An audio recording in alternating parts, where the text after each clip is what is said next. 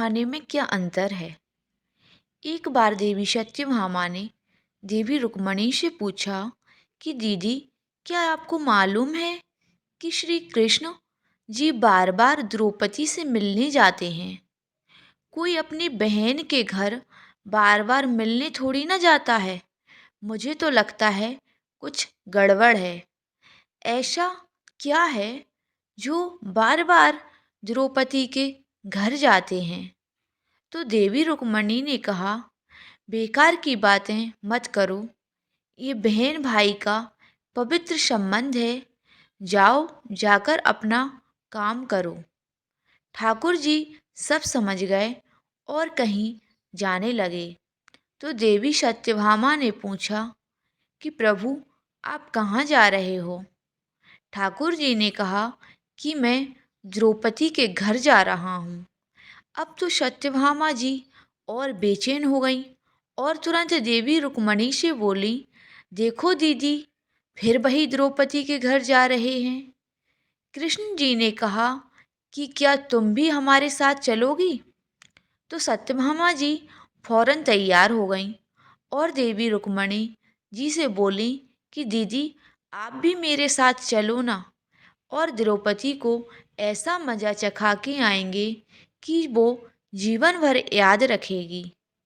देवी रुक्मणी भी तैयार हो गईं। जब दोनों देवियां द्रौपदी के घर पहुंची तो देखा कि द्रौपदी अपने केस संवार रही थीं। जब द्रौपदी केस संवार रही थीं तो भगवान श्री कृष्ण ने पूछा, द्रौपदी क्या कर रही हो। तो द्रौपदी बोली, भैया केस संवार के अभी आई।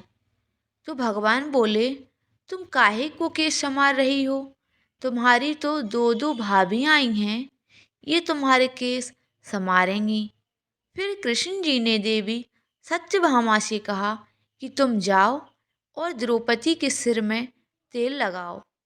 और देवी रुक्मणी, तुम जाकर द्रौपदी की चोटी करो। सत्यभामा जी ने रुक्मणी जी से कहा, बड़ा अच्छा मौका है। ऐसा तेल लगाऊंगी कि इसकी खोपड़ी के एक एक बाल तोड़ के रख दूंगी। और जैसे ही सत्यभामा जी ने द्रौपदी के सिर में तेल लगाना शुरू किया और एक बाल को तोड़ा, तो बाल को तोड़ते ही आवाज आई, हे कृष्ण।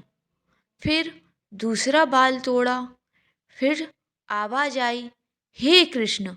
अब तो फिर तीसरा बाल तोड़ा तो फिर से आवाज आई, हे कृष्ण। सत्यभामा जी को समझ नहीं आया और देवी रुक्मणी से पूछा, दीदी, आखिर ऐसी क्या बात है।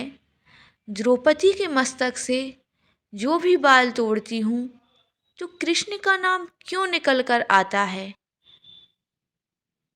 रुक्मणी जी बोली, मैं तो नहीं जानती। पीछे से भगवान बोले, देवी सत्यभामा, तुम देवी रुक्मणी से पूछ रही थी कि दौड़ दौड़ कर इस द्रौपदी के घर क्यों जाता हूँ। क्योंकि पूरे भूमंडल पर, पूरी पृथ्वी पर कोई संत, कोई साधु, कोई सन्यासी को, तपस्वी, कोई साधक, कोई उपासक ऐसा नहीं हुआ जिसने एक दिन में 3.5 करोड़ बार मेरा नाम लिया हो।